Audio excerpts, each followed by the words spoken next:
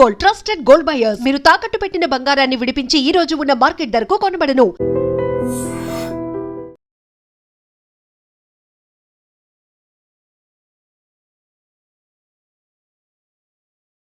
నమస్తే, welcome to I dream. ప్రస్తుతం వర్షాలు ఎక్కడా పడటం లేదు. జూలై నెల వచ్చేసింది. జూలై నెల ఇక దాదాపు 15వ తారీఖుకి దగ్గరలో ఉన్నాం. ఇంతవరకు వర్షపు జాడ అనేది కనిపించట్లా. రైతన్నలు ఆకాశం వైపు ఎదురు చూస్తూ ఉన్నారు, ఒక్క చుక్కైనా రాలుతుందేమో అని. కానీ ఎల్నిలో ఎఫెక్టు, తీవ్ర వర్షాభావ పరిస్థితులు ఉన్నాయి అన్న సమాచారంతో గుండె గుబేలమంటోంది. ప్రస్తుతం ఈ ఎల్నిలో గురించి క్లియర్గా ఎక్స్ప్లెయిన్ చేయడానికి ప్రస్తుతం నాతో పాటు ఉన్నారు వాతావరణ శాఖ అధికారి శ్రీనివాస్ గారు. పూర్తిగా తెలుసుకుందాం సమాచారం. నమస్కారం సార్. నమస్కారం సార్, ఈ ఎల్నిలో ఎఫెక్ట్ అంటున్నారు, వర్షాలు అసలు పడట్లేదు. జూలైలో అంటే ఏ విధంగా వర్షాలు పడతాయి మనందరికీ తెలుసు. ఎందుకు ఇలాంటి సిచ్యువేషన్ వచ్చింది? అసలు ఎల్నినో గురించి తెలుసుకోవాలంటే అసలు ముందు మనకి ఈ మాన్సూన్ ఎట్లా వస్తుంది, దాన్ని ఎల్నినో ఎట్లా ఎఫెక్ట్ చేస్తుంది అన్నది తెలుసుకోవాలి. మాన్సూన్ అసలు ప్రతి ఏడు మనకి జూన్, జూలై, ఆగస్టు నెలల్లోనే ఎందుకు వస్తుంది అన్నది తెలుసుకోవాలంటే అసలు మనము ఈ ఒక గోళాకారమైన భూమి, బాల్ లాంటి భూమి మీద ఉన్నాము. దీనికి main source of energy sun. ఈ సన్ చుట్టూ భూమి తిరుగుతూ ఉంటుంది. తిరుగుతూ ఉన్నప్పుడు ఇది గోళాకారంగా ఉండటం వల్ల ఈ సూర్యుడి యొక్క ఎనర్జీ అనేది ఈ గోళాకారపు సర్ఫేస్ అయినందువల్ల సెంటర్లోనూ అట్లాగే సెంటర్కి అటు ఇటు మనం భూమధ్య రేఖ అంటాం. భూమధ్య రేఖ ఈక్వేటర్, దానికి అటు ఇటు 30 degrees నార్త్, 30 degrees సౌత్, నా ఉత్తర అక్షాంశము, దక్షిణ అక్షాంశం, ఈ వీటి మధ్యనే సోలార్ ఎనర్జీ ఎక్కువ కేంద్రీకృతమై ఉంటుంది. ట్రాపికల్ రీజియన్ అంటాం ఇది. మన ఇండియా కూడా ట్రాపికల్ రీజియన్లో ఉంది. మనది నా ఉత్తర అర్ధగోళంలో, నార్దర్న్ హెమిస్ఫియర్లో ఈ ట్రాపికల్ రీజియన్లో ఇండియా ఉంది. సో ఇండియాకు కూడా మ్యాక్సిమం ఎనర్జీ అందుతూ ఉంటుంది. ఈ ఏరియాలోనే ఎక్కువ వెదర్ సిస్టమ్స్ వస్తుంటాయి. ఎందుకంటే మాయిశ్చరు, హీటు అనేది ఎక్కడ ఎక్కువ ఉంటుందో అక్కడ ఎక్కువ వెదర్ ఉంటుంది. ఈ వర్షాలు, తుఫాన్లు ఇటువంటివన్నీ ఈ రీజియన్లో ఎక్కువ ఉంటాయి. అయితే ఈ గోళాకారంగా తిరుగుతున్నప్పుడు ఈ పైన కింద మనకి 30 degrees నార్త్ అండ్ సౌత్, పైకి పోయినా కిందకి పోయినా గ్రాడ్యువల్గా సన్స్ ఎనర్జీ తగ్గిపోవడం వల్ల ఆ ప్రాంతంలో పైకి పోయిన కొద్దీ పోల్స్ దగ్గరికి వెళ్ళిపోయేటప్పటికి బాగా మంచు ఖండాలు అయిపోయి ఆర్కిటిక్, అంటార్కిటిక్ ఉంటాయి. సో అక్కడ బాగా చల్లని ప్రదేశము, సెంటర్లో వేడి ప్రదేశం. సో ప్రకృతి, నేచర్ ఎప్పుడు ఏం చేస్తుందంటే రెండింటిని ఈక్వలైజ్ చేయడానికి ట్రై చేస్తుంటుంది. సో ఇటు నుంచి వేడి గాలులు పోల్స్ వైపు, అలాగే పోల్స్ నుంచి చల్లగాలులు ఈక్వేటర్ వైపు వీస్తూ ఉంటాయి. ఇవి దీనికి తోడు మనకి ఈ ఎర్త్ యొక్క యాక్సిస్ ఆఫ్ రొటేషన్ సూర్యుడి చుట్టూ తిరిగేటప్పుడు ఇలా నెట్ట నిలువుగా లేకుండా 23.5 degrees వాలి ఉంటుంది. ఈ 23.5 degrees వాలి ఉండటం వల్ల మనం 365 రోజులు పడుతుంది సూర్యుని చుట్టూ తిరగడానికి. ఇందులో ఒక 6 నెలల పాటు మనకి ఉత్తరార్ధగోళం, నార్దర్న్ హెమిస్ఫియర్ సూర్యుడికి దగ్గరగా వస్తుంది. మిగిలిన 6 నెలల్లో సదర్న్ హెమిస్ఫియర్ దగ్గరగా వస్తుంది. సో నార్దర్న్ హెమిస్ఫియర్ దగ్గరగా వచ్చినప్పుడు మనకి వేసవి కాలం. సో ఆ పీరియడ్లో మనకి మార్చి, ఏప్రిల్, మే నెలలు సూర్యుడికి దగ్గరగా ఉండటం వల్ల మనకి తీవ్రమైన వేడి ఉంటుంది. ముఖ్యంగా రాజస్థాను, నార్దర్న్ ఇండియాలో మనకంటే ఎక్కువ ఉంటుంది. రాజస్థాను, దానికి చుట్టుపక్కల ఉన్న ఆఫ్ఘనిస్తాను, ఇటు పాకిస్తాను, ఈ ఏరియా కొంత అంతా కూడా బాగా వేడికి వేడికి గురైనప్పుడు భూమికి ఆనుకుని ఉన్న ఈ గాలి పొరలు కూడా వేడెక్కి అవి తేలికైపోయి పైకి పోతాయి. పైకి పోవడం వల్ల అక్కడ లో ప్రెషర్ ఏర్పడుతుంది. సో ఈ రకంగా 3 నెలల పాటు వేడిమి ఉండటం వల్ల అక్కడ ఒక స్ట్రాంగ్ లో ప్రెషర్ ఏర్పడుతుంది. దీన్ని హీట్ లో అంటాం. ఇదే సమయంలో మనకి దక్షిణార్ధగోళం భూమధ్య రేఖకు దిగువకి వెళ్ళిపోతే అక్కడ శీతాకాలం. శీతాకాలం కాబట్టి చల్లటి వాతావరణం ఉండటం వల్ల గాలి డెన్స్గా ఉంటుంది. డెన్స్గా ఉండటం వల్ల ప్రెషర్ ఎక్కువ ఉంటుంది. సో ఎప్పుడు మనం ఇందాక చెప్పినట్టు ప్రకృతి రెండింటిని సమానం చేయడానికి ట్రై చేస్తుంది కాబట్టి ఈ హై ప్రెషర్ నుంచి విండ్స్ ఈ లో ప్రెషర్ దగ్గరికి రావడం బయలుదేరుతాయి. ఇది మార్చి, ఏప్రిల్, మే నెలలో బాగా వేడిమి ఎక్కువయ్యాక ఈ ప్రెషర్ డిఫరెన్సెస్ రెండు బాగా ఎక్కువయ్యేటప్పటికి అప్పుడు ఈ హై ప్రెషర్ ఏరియా నుంచి మనకి 5 degrees సౌత్ అక్షాంశంలో ఈ మస్కారన్ ఐలాండ్ అని అంటాం. ఆ ప్రాంతంలో బాగా హై ప్రెషర్ ఏరియా ఉంటుంది. సో ఆ హై ప్రెషర్ ఏరియా నుంచి ఈ లో ప్రెషర్ ఏరియా వైపు విండ్స్ వస్తుంటాయి. వచ్చేటప్పుడు అవి ఈక్వేటర్ని దాటినప్పుడు భూగమనం వల్ల ఈ నైరుతి దిక్కుకి వంచబడతాయి. సో అలా వంచబడిన పవనాలే మనకి నైరుతి ఋతుపవనాలు. అయితే ఇవి ఎక్కడి నుంచి వస్తే మనకి దక్షిణార్ధగోళంలో పెద్ద సముద్ర ప్రాంతం, అది పసిఫిక్ మహాసముద్రము, అలాగే ఆ తర్వాత ఇండియన్ ఓషన్, హిందూ మహాసముద్రము, ఈ సముద్రాలన్నీ దాటుకుని కొన్ని వేల మైళ్ళు ప్రయాణించి వస్తాయి. సో ఇవి సముద్ర ప్రాంతం నుంచి ఇన్ని మైళ్ళు ప్రయాణించడం వల్ల వాటిలో చాలా తేమ ఉంటుంది. ఆ తేమగాళ్ళన్నీ మనకి భారతదేశం మీదకి రావడం వల్ల అదే సమయంలో మన భూభాగం చాలా వేడిగా ఉంటుంది. ఈ తేమ అంతా కూడా ఈ వేడి గాలులతో పాటు పైకి పోయి మేఘాలయ్యి మనకి వర్షం పడుతుంది. సో ఇది మనకి మాన్సూన్ వచ్చే ప్రక్రియ. అయితే దీన్ని ఎల్నినో ఎట్లా ఎఫెక్ట్ చేస్తుంది? అసలు ఎల్నినో అంటే ఏంటి? అంటే ఏంటంటే మనకి ఇప్పుడు ఈ సదర్న్ పసిఫిక్, మనకి ఈ పసిఫిక్ ఏరియా ప్రాంతం నుంచి మొదట ఈ విండ్స్ వస్తాయనుకున్నాం కదా. ఇది వచ్చేటప్పుడు ఇక్కడ ఈ ఇందాక మొదట చెప్పినట్టు ఈ భూమి మీద ఉన్న టెంపరేచర్స్ని ఈక్వలైజ్ చేయడానికి రకరకాల సర్క్యులేషన్స్ ఉంటాయి. అలా ఇక్కడ ఒక వాకర్ సర్క్యులేషన్ అనేది ఉంటుంది. ఈ వాకర్ సర్క్యులేషన్ ద్వారా ఇటు పోల్స్ నుంచి వచ్చే చల్లగాళ్ళు, ఈక్వేటర్ నుంచి వచ్చే వేడిగాళ్ళు మిక్స్ అవుతూ ఉంటాయి. ఇవి ట్రేడ్ విండ్స్గా మారి మనకి భూమధ్య రేఖను దాటుకుని వస్తాయి. సో ఆ సమయంలో మనకి ఈ పసిఫిక్ మహాసముద్రంలో ఇటు తూర్పు సెంట్రల్ పసిఫిక్ ఏరియాలో కనుక సముద్ర జలాలు, ఆ పసిఫిక్ సముద్ర జలాలు సాధారణ స్థాయికి మించి ఒక 0.5 డిగ్రీస్ ఎక్కువ ఉన్నా కూడా దాన్ని ఎల్నినో పరిస్థితి అంటాం. అప్పుడు ఏమవుతుందంటే మన వైపు వచ్చే ఈ పవనాల యొక్క వేగం తగ్గిపోతుంది. ఈ ట్రేడ్ విండ్స్ యొక్క వేగం తగ్గిపోవడము, వీటిలో మాయిశ్చర్ తగ్గిపోవడము జరుగుతుంది. దీన్ని ఎల్నినో పరిస్థితి అంటాం. అయితే ఇది ఒక సైకిల్. కొన్ని సంవత్సరాల పాటు ఇటు తూర్పులో ఉన్న పసిఫిక్ మహాసముద్రం వేడెక్కితే కొన్ని సంవత్సరాలు పశ్చిమంలో ఉన్న సముద్రం వేడెక్కుతుంది. పశ్చిమంలో ఉన్నది వేడెక్కితే మనకు అనుకూలం, మనకి మరింత వేగంగా ఈ పవనాలు వస్తాయి. సో దాన్ని లానినా పరిస్థితి అంటాం. సో ఇది ఎల్నినో, లానినా అంటే. ఓకే, అంటే రెగ్యులర్గా ఎల్నినో అనేది ఇప్పుడు వచ్చింది ఏం కాదు, ఎప్పుడు గతంలో కూడా చాలా సందర్భాల్లో ఎల్నినో పరిస్థితుంది. కానీ ఈసారి ఏదో ఘాట్ జిల్లా ఎల్నినో అతి తీవ్రమైనటువంటి ప్రభావం చూపిస్తుంది, వర్షాలు అస్సలు పడవు, ఇలాంటి చర్చ ఉంది సార్. ఎంతవరకు వాస్తవం? మనకి ఎల్నినో అన్న, లానినా అన్నవి భూమి పుట్టిన దగ్గర నుంచి ఉన్నాయి. ఇవి కొత్తగా వచ్చినవి కాదు. ఇవి ఏంటంటే కొన్ని వేల కిలోమీటర్ల స్క్వేర్ కిలోమీటర్ ఏరియాలో ఉన్నటువంటి పసిఫిక్ జలాలు కొన్ని సంవత్సరాలు పశ్చిమంలోను, కొన్ని సంవత్సరాలు తూర్పులోను. ఇది ఒక సైకిల్. ఈ భూగమనంలో మనకి వేసవికాలం, శీతాకాలం ఎట్లాగో అట్లా అవి కూడా మారుతూ ఉంటాయి. అయితే వాటికి మనకి ఉన్నట్టు పర్టికులర్గా మనకి ఎవ్రీ ఇయర్ 3-4 నెలలు అయ్యేటప్పటికి ఈ సీజన్ అయిపోతుంది. దానికి అట్లా ఉండదు. ఎందుకంటే అవి కొన్ని వేల కిలోమీటర్ల సముద్ర జలాలు వేడెక్కడము, చల్లారడానికి చాలా సమయం పడుతుంది. వేడెక్కాలన్నా చాలా సమయం పడుతుంది, మళ్ళీ చల్లబడాలన్నా చాలా సమయం పడుతుంది. సో ఒక్కొక్కప్పుడు ఒక్కొక్క ఫేజు 2 ఏళ్ళు ఉండొచ్చు, 3 ఏళ్ళు ఉండొచ్చు, అట్లా కొనసాగుతూ ఉంటుంది. మనం గత 4 ఏళ్లుగా లానినా ఫేజ్లో ఉన్నాం, మనకు అనుకూలమైన పరిణామంలో ఉన్నాం. దీనివల్ల మనకి పుష్కలంగా వర్షాలు పడాయి. లాస్ట్ ఇయర్ మన స్టేట్లో అయితే 30% అధిక వర్షపాతం పడింది. సో ఈసారి ఎల్నినో ఫేజ్కి వచ్చాం. ఈ సైకిల్ మారింది. సైకిల్ మారి ప్రస్తుతం మనకి ఐఎండి దగ్గర ఉన్న సమాచారం ప్రకారం జూన్ 2వ వారం నుంచి ఇంచుమించుగా అక్కడ ఎల్నినో పరిస్థితులు ఉన్నాయి. సాధారణ స్థాయిని దాటి పెరిగాయి.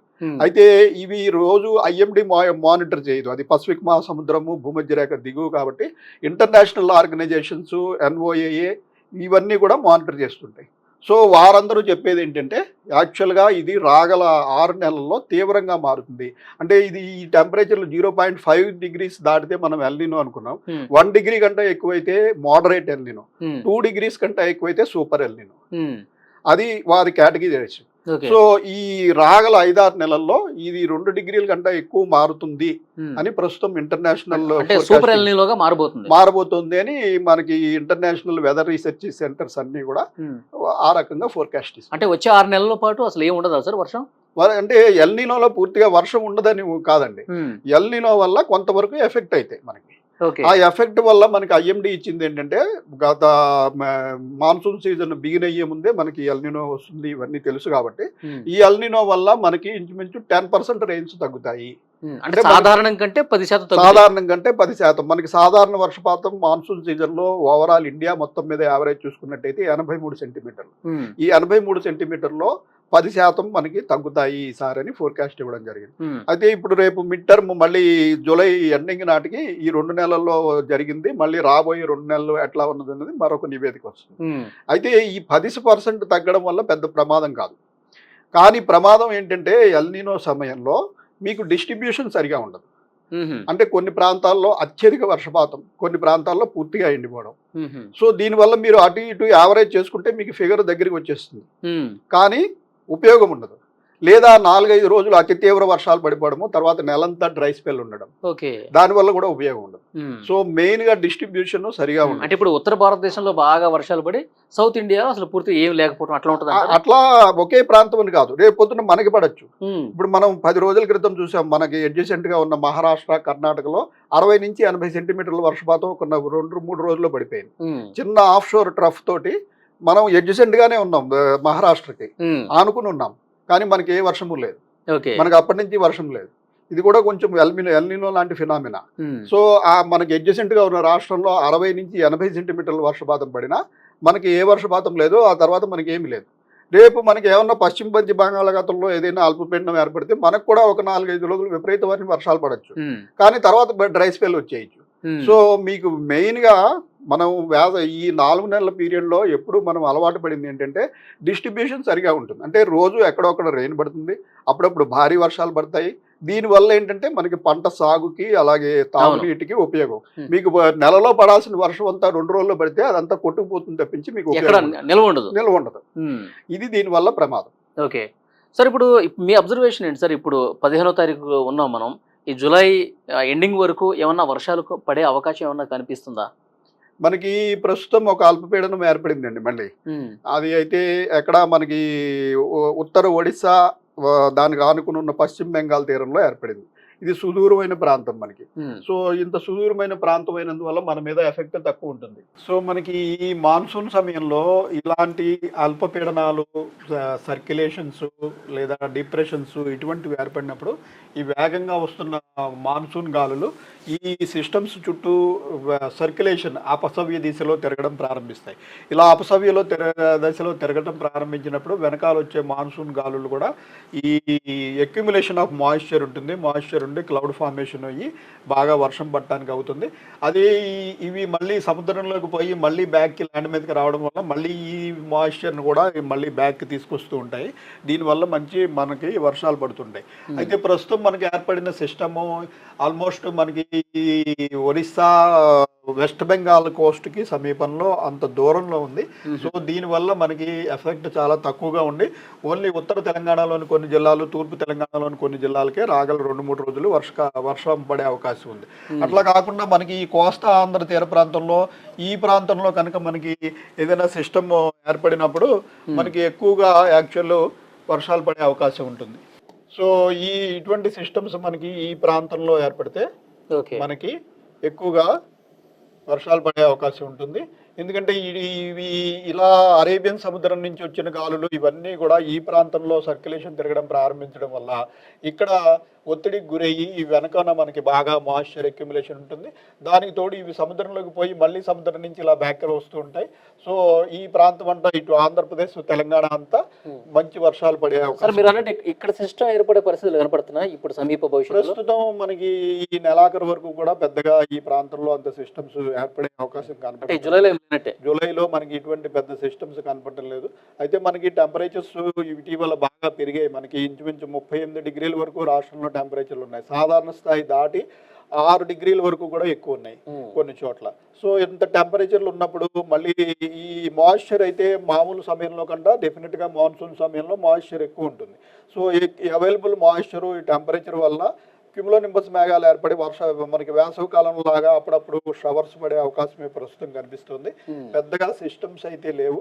మనకి ఆల్రెడీ ఇప్పటికీ 33% లోట్లో ఉంది మనకి జూన్ 1 నుంచి ఇప్పటి వరకు చూసినట్టయితే. కొన్ని జిల్లాలు అయితే 60% పైగా లోట్లో ఉన్నాయి. సో ఇది కొనసాగే అవకాశం కనిపిస్తుంది. సార్, ఇప్పుడు ఈ పరిస్థితి మనం చూస్తున్నాం, వర్షాలు అయితే లేవు. దీనికి ఏమన్నా ప్రత్యామ్నాయ మార్గాలు ఏమైనా ఉన్నాయా? మనం వార్తలు వింటుంటాం సార్. ఎందుకంటే వర్షాభావ పరిస్థితులు ఉన్నప్పుడు క్లౌడ్ బరస్ట్ ఏదో చేస్తారు, ఆర్టిఫిషియల్గా ఏదో వర్షం పడేలా ఒక ప్రయత్నం జరుగుతుందా అని విన్నాం. ఏమైనా సాధ్యమయ్యే అవకాశం ఉందా అలాంటివి? ప్రస్తుతం అటువంటిది సాధ్యం కాదండి. ఇది ఎందుకంటే మీకు మాయిశ్చరే తక్కువ ఉంటుంది. ఇందులో మీరు క్లౌడ్లో మాయిశ్చరే తక్కువ ఉన్నప్పుడు దాని మీద మీరు క్లౌడ్ సీడింగ్ చేసినా ప్రభావం ఉండదు. కొన్నిసార్లు ఏమవుతుందంటే కొన్ని రెయిన్ షాడో రీజియన్స్, కొన్ని చోట్ల క్లౌడ్స్ మంచిగా ఫామ్ అయినా ఆ ప్రాంతంలో మనకి వర్షాలు సరిగా పడవు. అటువంటిప్పుడు ఈ క్లౌడ్ సీడింగ్ అనేది చేయడం వల్ల కొంత ఉపయోగం ఉంటుంది. కానీ ముఖ్యంగా మాన్సూన్ సీజన్లో మామూలుగా మాయిశ్చర్ చాలా ఎక్కువ ఉంటుంది. అయితే ఇటు ఎల్నినో ప్రభావం వల్ల మనకి ఈ గాలుల్లో తేమ తగ్గిపోతుంది కొన్ని చోట్ల. కానీ కొన్ని సందర్భాల్లో అత్యధిక వర్షపాతం కూడా నమోదవుతుంది. ఇవి తెరలుగా వస్తుంటాయి. వచ్చినప్పుడు ఒక్కొక్కసారి బాగా ఎక్కువ రావచ్చు. అప్పుడైతే ఇప్పుడు మనం తీసుకోవాల్సిన జాగ్రత్తలు ఏమిటంటే, అప్పుడప్పుడు మనకి ఈ పీరియడ్లో వర్షాలు పడవని కాదు, కొన్నిసార్లు భారీ వర్షాలు, అతి భారీ వర్షాలు కూడా పడవచ్చు. పడినప్పుడు దాన్ని మనం ఏం చేస్తాం, ఇటు పొలాల్లో అయినా ఇళ్లలో అయినా భారీగా వర్షం ఎక్సెస్ అయిపోతే ఎక్సెస్ ఉన్న వాటర్ని బోధల ద్వారా బయటకు వదిలేసేస్తాం. ఇప్పుడు ఆ విధంగా వదలకుండా ఇప్పటి నుంచి ఏం చేయాలంటే, ప్రతి పొలంలోనూ ఒక కుంట తవ్వుకుని రెడీగా ఉంచుకోవాలి. ఈ ఎక్సెస్ రెయిన్ఫాల్ పడినప్పుడు అందులోకి మళ్ళించి ఉంచుకుంటే తర్వాత మళ్ళీ డ్రై స్పెల్ వచ్చేస్తుంది. వచ్చినప్పుడు అందులోంచి తీసి వాడుకునే అవకాశం ఉంటుంది. సో ఆ రకంగానే ఇళ్లలో కూడా మనము ఈ వర్షపు నీటి చాలా ఫ్రెష్ వాటర్. యాక్చువల్గా ఫస్ట్ 5 minutes పొల్యూటెడ్ వాటర్ ఉంటుంది, అట్మాస్ఫియర్లోంచి వస్తుంది కాబట్టి, ముఖ్యంగా సిటీల్లో. సో ఈ ఫస్ట్ 5 minutes వాటర్ వదిలేసిన తర్వాత వచ్చేది ప్యూరెస్ట్ ఫార్మ్ ఆఫ్ వాటర్. దాన్ని కూడా మనము ఎవరు కూడా ఇంకుడు గుంతలు అనేది మనకి ఎప్పటి నుంచో 20 ఏళ్ళ నుంచి నియమం ఉన్నప్పటికీ దాన్ని పేరుకే ఒక ఇంకుడు గుంత తవ్వి డస్ట్బిన్లుగా మార్చి మొత్తం నీటినంతా డ్రైన్ల ద్వారా రోడ్ల మీద వదులుతున్నారు. దీనివల్ల ఏమవుతుందంటే మనకి 7-8 సెంటీమీటర్ల రెయిన్ఫాల్ వచ్చేటప్పటికి సిటీ రోడ్ల మీద కార్లు కొట్టుకుని పోయేంత వరద నీరు వస్తుంది. దీనికి కారణం ఒక బిజీ సెంటర్లో ఒక 1 square kilometer ఏరియాలో ఉన్న విపరీతమైన నిర్మాణాలు పెరిగిపోయి ఎవరికి కూడా ఒక 10% ఆఫ్ వాటర్ వారి ఏరియాలో పడింది, వారి దగ్గర ఉంచుకునే ఏర్పాటు లేదు. సో మొత్తం ఆ వాటర్ అంతా రోడ్డు మీద అక్యుములేట్ అవుతుంటోటి రోడ్ల మీద ఇది పెరిగి మనకే ట్రాఫిక్ ఇబ్బందులు జరుగుతున్నాయి. దాని బదులు ప్రతి వారు కూడా వారి బోర్ పక్కన ఒక రీఛార్జ్ పిట్ చదువుకుని దాంట్లోకి మళ్లించుకోవచ్చు. ఆ అవకాశం లేకపోతే కనీసం ఒక సంపులోకైనా మళ్లించుకోవాలి. ఈ నీటిని టెర్రస్ నుంచి వచ్చే నీటిని ఒక సంపులోకైనా మళ్లించుకుంటే, because water has no expiry date. మీరు ప్రాపర్గా స్టోర్ చేస్తే దాన్ని ఎన్ని రోజులైనా వాడుకోవచ్చు. సో ఇటువంటి ఏర్పాట్లు చేసుకోకపోతే ముందు చాలా ఇబ్బందులు ఉండే అవకాశం. సార్, పంటల విషయంలో ఒకసారి మాట్లాడుకుంటే, ఎక్కువగా వర్షం ఆధారిత పంటలు కొన్ని ఉంటాయి, అంత వాటర్ అవసరం లేని పంటలు కొన్ని ఉంటాయి. సో రైతులకి ఏమన్నా సూచన ఇస్తారా? మనం రైతులకి గత 2 నెలల నుంచి చెప్తున్నది ఏంటంటే, ఈసారి ఎల్నినో పరిస్థితుల వల్ల వర్షాలు తక్కువ పడినా ఎక్కువ పడినా మెయిన్గా డిస్ట్రిబ్యూషన్ సరిగా ఉండదు. అంటే ఈ డ్రై పీరియడ్స్ అనేవి చాలా ఎక్కువ ఉంటాయి. సో ఇంత డ్రై పీరియడ్స్ ఉన్నప్పుడు ముఖ్యంగా వరిని సాగు చేస్తే చాలా ఇబ్బంది. ఎందుకంటే వరికి చాలా ఎక్కువ కాల పరిమితి ఉంటుంది, ప్లస్ చాలా ఎక్కువ నీరు కావాలి. సో అంత కాల పరిమితిలోనూ పూర్తిగా మీకు వర్షాలు పడే పరిస్థితి ఎల్నినో సమయంలో ఉండదు. సో వీలైనంత వరకు వరి నుంచి వేరే తృణధాన్యాలు, మిల్లెట్స్, ఇటువంటి వాటికి తక్కువ కాల పరిమితితో అయిపోతాయి, ప్లస్ తక్కువ నీరు సరిపోతుంది. సో అటువంటి అలాగే ఆయిల్ సీడ్స్, ఈ వేరుశనగ, ఇటువంటి వాటికి మారిపోయినట్టయితే అవి తక్కువ నీరు ప్లస్ తక్కువ కాల పరిమితితోటి అయిపోయే పంటలకు మారాల్సిన అవసరం ఉంది. అలాగే ఈ వీలైన చోట ఈ స్ప్రింక్లర్స్ కానీ లేకపోతే డ్రిప్ ఇరిగేషన్ కానీ పెట్టుకుంటే తక్కువ నీటితోటి అవుతుంది. ప్లస్ ఒక నిర్మాణం మటుకు ఈ ప్రతి పొలంలోనూ ఎడిషనల్గా రెయిన్ పడినప్పుడు స్టోర్ చేసుకోవడానికి కూడా ఒక ఏర్పాటు ఉండాలి. దాన్ని బయటకు వదలకుండా ఒక ఏర్పాటు కూడా చేసుకున్నట్టయితే కొంతవరకు ఈ ఇబ్బందుల నుంచి బయటపడే అవకాశం ఉంటుంది. Thank you very much sir. Thank you.